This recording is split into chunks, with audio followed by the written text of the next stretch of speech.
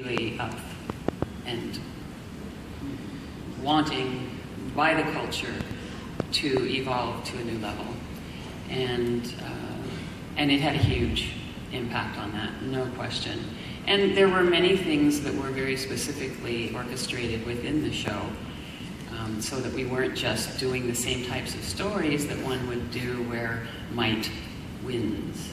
Because to me, the raising up of the feminine was what was important then, to bring more of a balance to the masculine and feminine in our culture, not just the equality of women in the workplace or that type of literal interpretation of the woman's movement, so to speak. So for me to show Jamie problem solving in a more, through a more feminine perspective, not just depending on her physical prowess to take care of the situation, was important, and I kind of always was pushing the writers and the producers to think out of the box when writing a story that could be pretty formula, you know, good guy, bad guy, struggle, good guy wins because thank God he's stronger. And we had some really interesting shows that expressed that, and actually, that's a really good question to ask the audience, because I get to hear the feedback all the time. Once the young women, the children became young women, they started feeding back to me in an adult way how it had impacted them. And I heard so many amazing stories.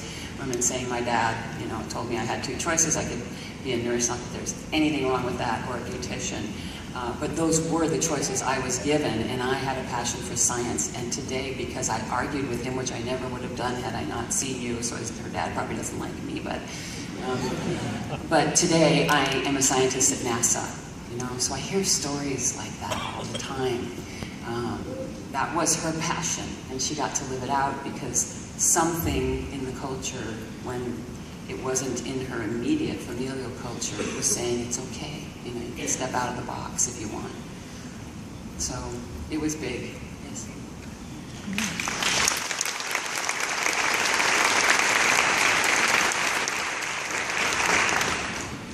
I'm sorry, folks, we're running out of time. Yes. This will be the last question. Very important question to lead. How were those tight leisure suits? How did they fit? Did you keep any of them? Do you keep any of your suits or leisure? And how did they affect your life?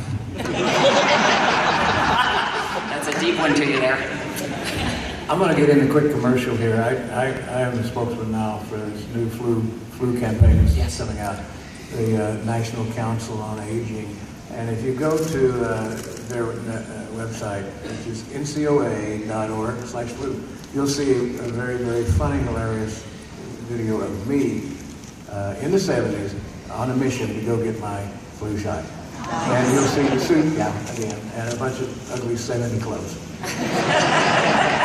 I want to say thank you to all of you for coming today. The one thing that Lindsay and I really like about the show that we did, it was a family show that we get that all the time, that the family could sit down around the TV with all the kids, because it was not a lot of blood on our, no blood on our show, nobody died, and it was all fun, and everybody could watch it. We're also very pleased to see how the prosthesis have come along in the years since, that our wounded warriors coming back, and people they're coming back and they're getting fitted and they're going back into the war. It's amazing what the bionics and technology has developed, and I think that helped spur it on back at that time. But thank you all so much for coming today, and keep watching us. We're still out there doing work, and I'll be on a few shows on Dallas this season. They didn't kill me off.